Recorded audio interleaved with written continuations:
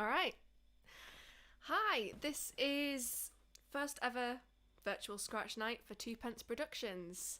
I'm Laura Sharma. I am the producer, founder, person here at Twopence Productions.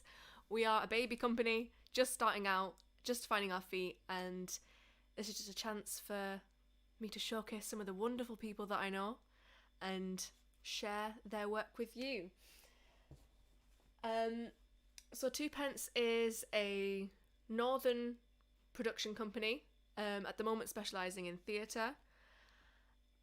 And we're just finding our feet and figuring out what we want to say, but some of our main values at the moment are allowing voices to theatre to people who we might necessarily hear about before. And right now, because it is just me running it, it is a female-led company, but it is not a female-exclusive company. One of our main values at the moment are making sure that our cast and creator team are at least 50% non-male identifying creatives. So that might manifest itself in having more female voices or more non-binary voices in the plays that we produce. But we are open to hearing from everyone, whether you're male, female, non-binary, non-gender conforming. If you have a voice and you have a story to tell, then give us a tweet, drop us an email. I'll be tweeting all of our contact details after this.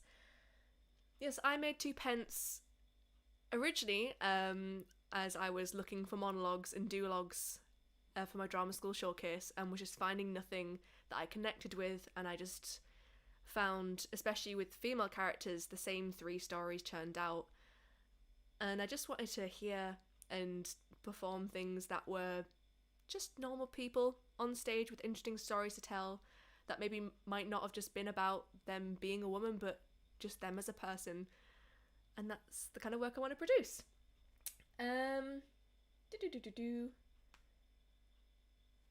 Yeah, so we're just getting started, and I'm so happy that you've taken the time out to come and watch some amazing people with me. So we're just going to get right to it. So first off, we have Jack Moorby, who has sent in a independently recorded recording of Chapter 5 in Frankenstien by Mary Shelley, an extract.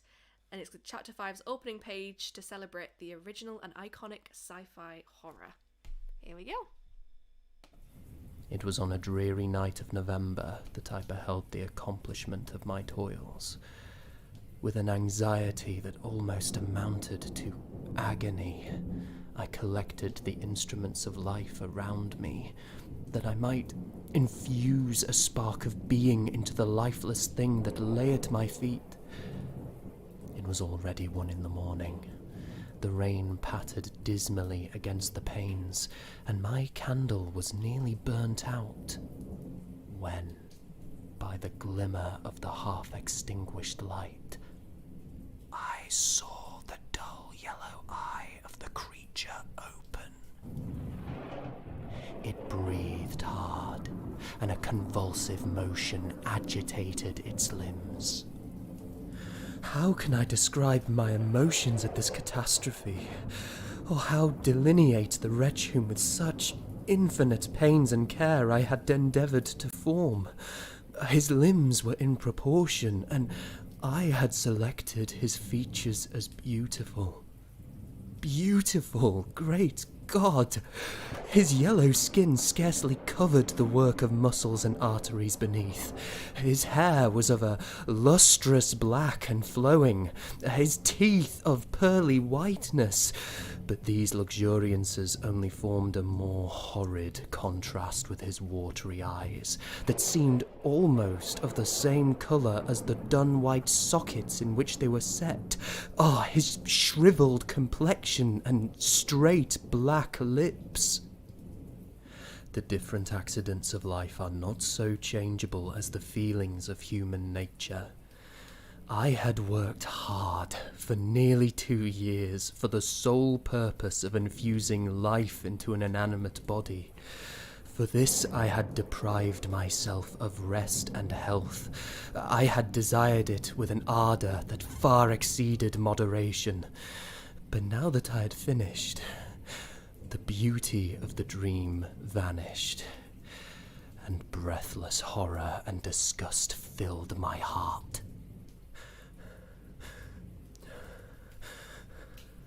Unable to endure the aspect of the being I had created, I rushed out of the room and continued a long time traversing my bedchamber, unable to compose my mind to sleep.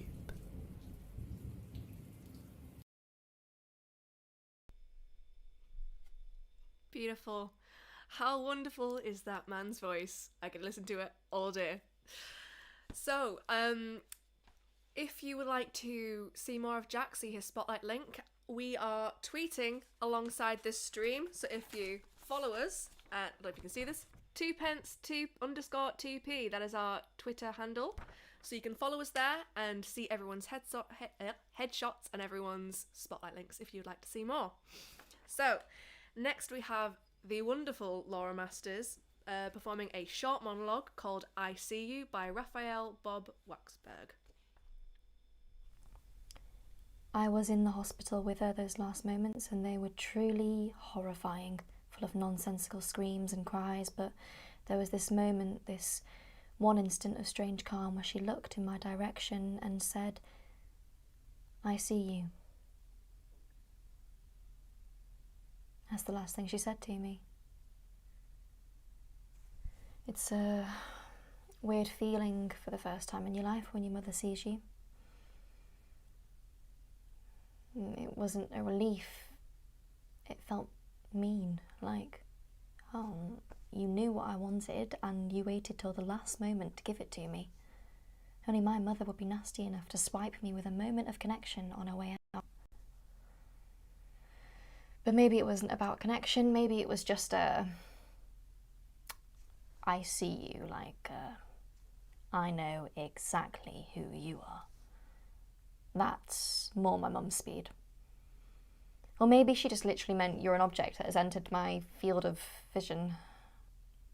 She was pretty out of it at the end, so maybe it's silly to try and attribute it to anything. But I keep going back to that moment in the ICU when she looked at me and I see you. I see you. Jesus Christ. We were in the intensive care unit. She was reading a sign. She was just reading a sign.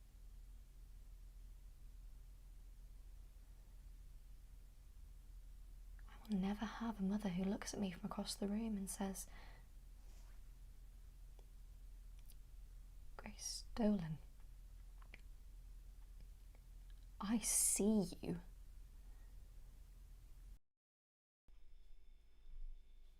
Wonderful. I am so lucky to know all these wonderful people, and if you are tuning in and you don't know me and you don't know anyone who's performed, so we are all the 2021 graduates at the BA acting course at Manchester School of Theatre. So everyone here has had their showcase monologue released, so if you go onto the Manchester School of Theatre website you can see them there, and we're also going to be sharing our duologue showcase soon, so keep an eye out for that, keep an eye on your emails, and everyone here will be releasing their third year plays as well. So a lot to keep an eye out for if you think these people are as talented as they are. Cool. Next up we have Natalie Bottova with another monologue from The Good Catholic by Paul Shoulberg. Do you want a muffin? They're only mini, so you can have lots of them and they're not really that bad for you. What brought you into this building? Guilt? Fear? Obligation? Are you looking for a sense of community, a moment of reflection?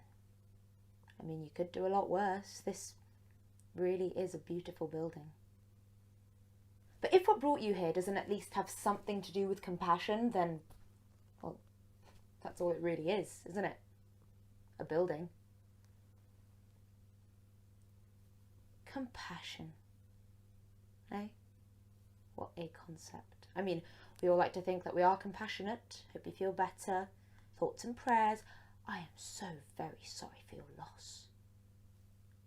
It's a funny thing though, because when you find out where the word compassion comes from, its real origin, it turns out the word actually means to suffer with. Not to pity, not to feel sorry for, but to suffer with. And are you capable of suffering with someone? To take on that person's pain and carry it around with you for a while? Someone hurting, someone completely lost, someone with less than you, less money, less stuff. Yeah, whatever. What about less freedom, less choice, less privilege, less basic human rights? Are you truly able to suffer with others? Will you? Muffin?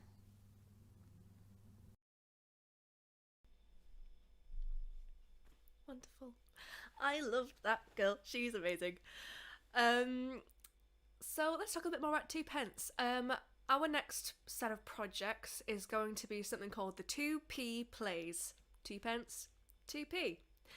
And the basic concept of this, to go with current COVID guidelines and keeping things safe, is basically what it says on the tin. 2p stands for two-person plays, so short two-hander plays, short runs, whatever people want to write about. So if you are a writer with a two-hander play and are interested in getting it produced, drop me an email at 2p2p@gmail.com. It is also linked on my Twitter. Get in touch and let's chat. Cool, so next we have the wonderful Greta Hansen with a cover of Rhiannon by Fleetwood Mac.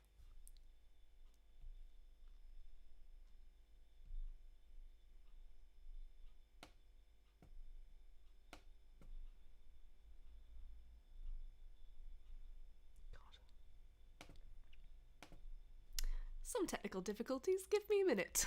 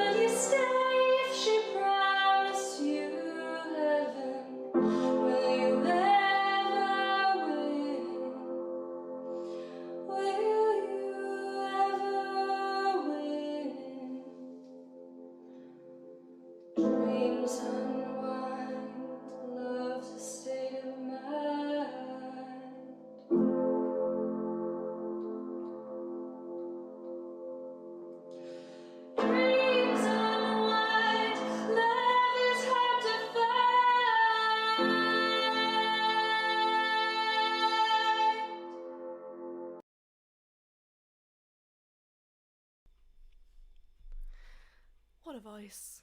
What a woman. Goodness me. One of the things I've been saying while I've been networking producing wise is how freaking talented my friends are. And that's why I am so happy that I'm moving forward in producing and setting up this company, because there are so many talented, amazing people coming out of this Northern Drama School and from the North, and here are just a few of them. And yes, if you're watching and want to hire people, these are the people to look out for. How incredible. Talking of incredible, next is Molly Crichton with a self-written poem called Heavy Leg Bones, which is for when nothing could possibly make you get up.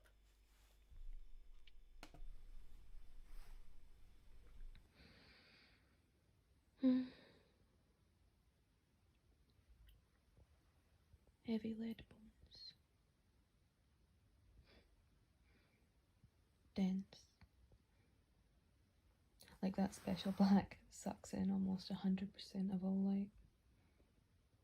He's so dense that light bends around him. She's got heavy lead bones.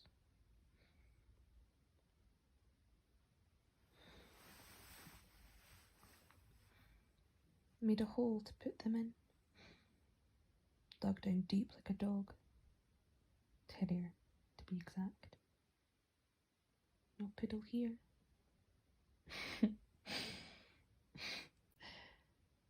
Yet.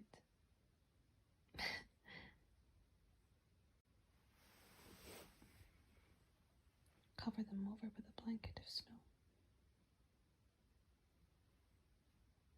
Just chilling.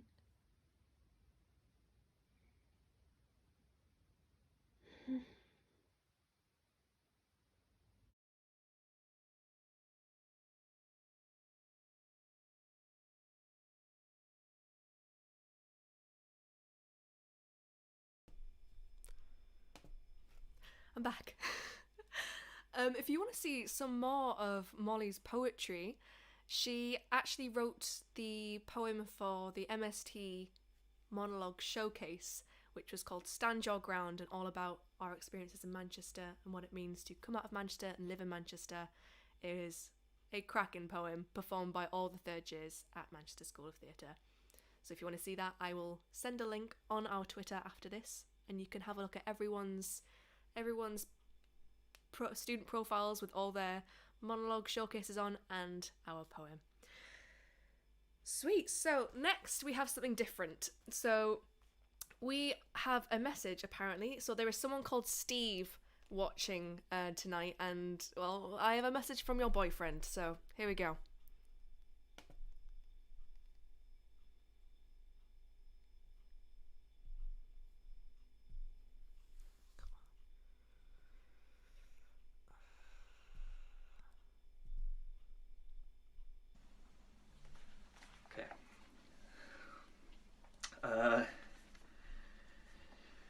Dear Steve. Hi, Steve. No. Steve. If you're watching this video, then I'm dead. No, I'm breaking up with you, and I didn't want to do it in a way that I normally would, where it would be all subtle and passive aggressive, and I'd hope that you'd miss it and we'd just go on the way that we have been, because clearly that's not working and this needs to be final. So hence notes and a video. I know that you're trying to find yourself, and I know that that's important for you, but you've been gone for 4 months now, and I've been waiting for you. And then I realised the other day that I would keep waiting for you if you were away for 6 months, 8 months, a year, 2. And I can't keep doing that. It's not fair to me. Before you ask, I haven't met anyone else. I mean, I have met someone else, but it's not a thing. I don't even know his name. I mean, I know him as Mr. Big Nips.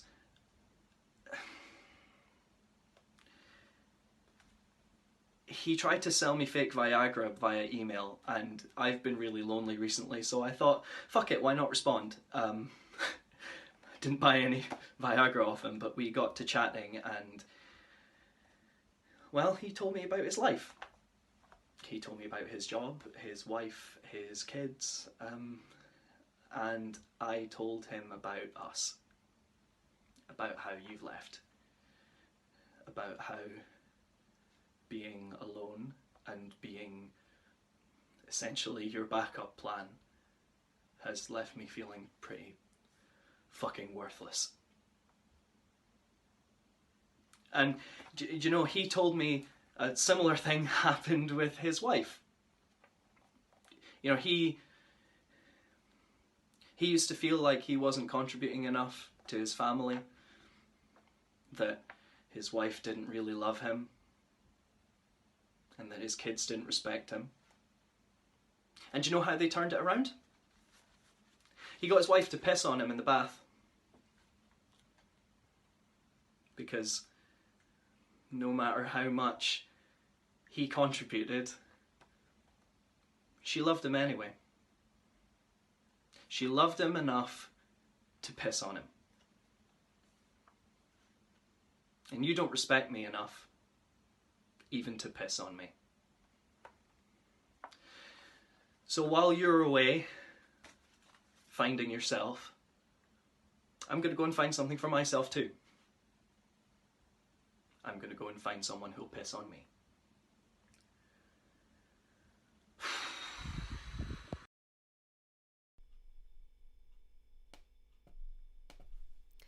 So that was actually a self-written monologue by Daniel Hurd called Hi Steve, I didn't know what else to say, so I'm sending you this video. Right, so we're almost at the end of our very short scratch night. Hopefully the first of many.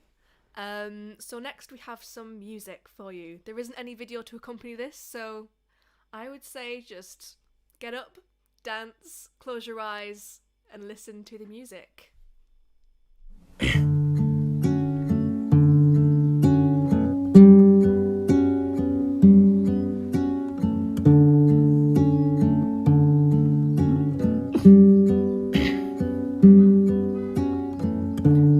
I had a dream today that I went ahead and parted the waves, and you were waiting on the shoreline, saying it's alright, you were all mine. But that ain't reality. That's just a fantasy that I struggle with day to day, 'cause at least it's mine anyway. And I've been living in my dreams and dying when I wake, and I hold every second inside me. I don't say this lightly, but what will it take for you to see me, for you to be me, for just a second? This boy at your knees that's begging for a blessing or some form of confession. Across the water,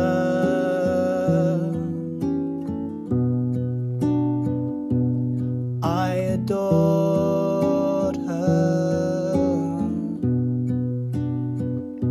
Across the water,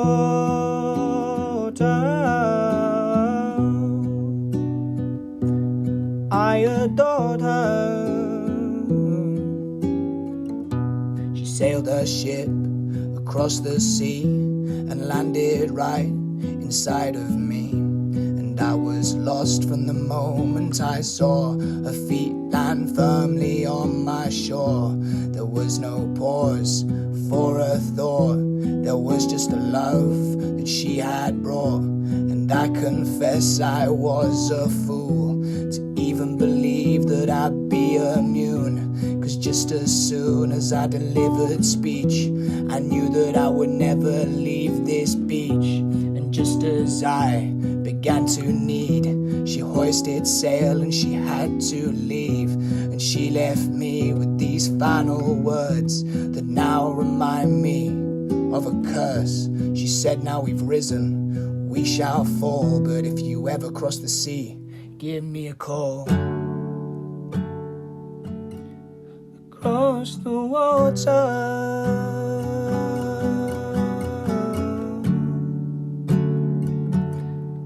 I adored her.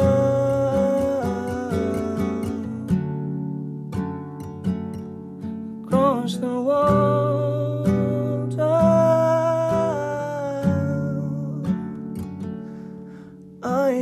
told her I had a dream today that I went ahead and parted the waves. You were waiting on the shoreline, saying it's alright, you were all mine.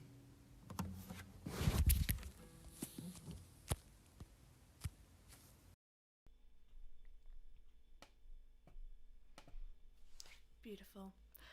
I didn't introduce that one, I just remembered, but that was Marley Brown performing his song, a rendition of his song Across the Water, which he wrote over the winter lockdown.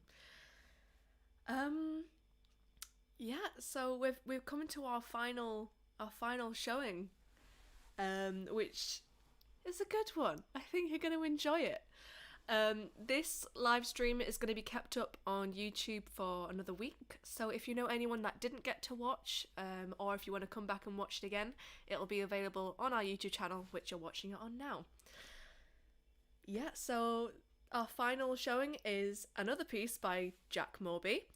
This time it is a short film called Life, and here's a brief synopsis for you. Without body or identity, a lonely being must finally make their own choices and actions in order to find their place in the world. I hope you enjoy this one.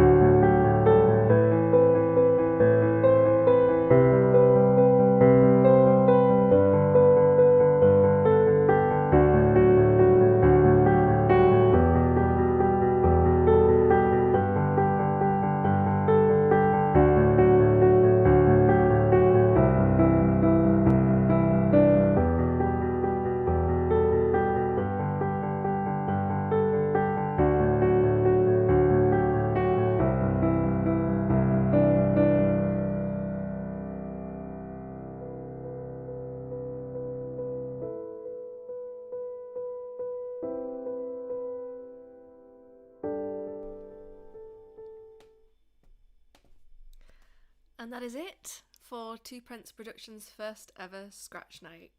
I just want to say thank you to everyone who found the time to send in submissions. It's been a really, really busy few months for everyone at MST, so thank you so much. And if you would like to get involved in the next Scratch Night or want to know some more information about the company, just follow us on Twitter at 2pence_2p, or drop us an email at 2pence, the word 2p, the number and the letter, at gmail.com. All of this is available on our Twitter.